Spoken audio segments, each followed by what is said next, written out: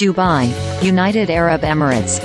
Nearly 2,500 fossil fuel lobbyists are estimated to have been granted access to the COP28 climate conference in the United Arab Emirates, according to an analysis from advocacy groups, reflecting a sharp increase from last year.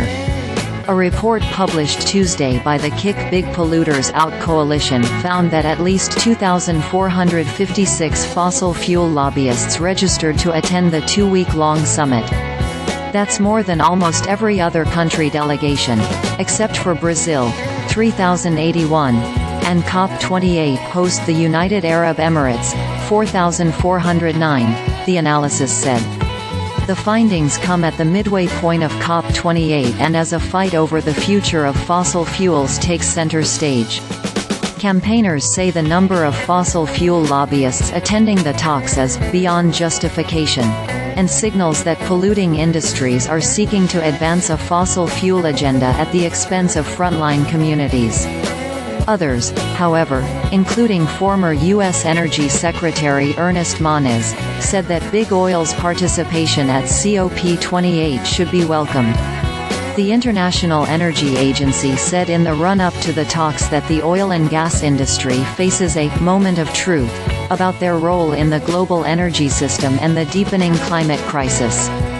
A COP28 spokesperson was not immediately available to comment when contacted by CNBC.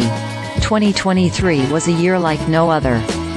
Record temperatures, record levels of emissions, and now we see a record attendance from big polluters at UN climate talks, said Muhammed Lamin Saidykhan, head of Building Movement Power at Climate Action Network International, a global network of civil society organizations.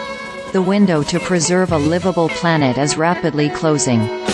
At the same time, ever greater numbers of big polluters are allowed to roam around this summit, which communities on the front lines cannot afford to have fail again, they added. The surge in the number of fossil fuel lobbyists attending the UN climate talks follows a growing call from public officials, UN constituencies and civil society groups to eject polluters from the talks. For many at the UN talks, which are being held in Dubai through December 12, COP28 can only be recognized as a success if it results in a deal to phase out all fossil fuels, the burning of which is the chief driver of the climate crisis. Not everyone is on board with calls for a phase-out. Russia has said it would oppose this language being used in the final agreement, while COP28 host the United Arab Emirates has signaled its preference for a phase-down. The language of the final agreement will be closely monitored.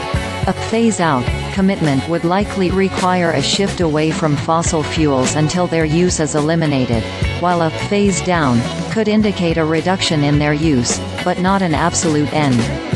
There's also a debate about whether an agreement should center on abated fossil fuels, which are trapped and stocked with carbon capture and storage technologies.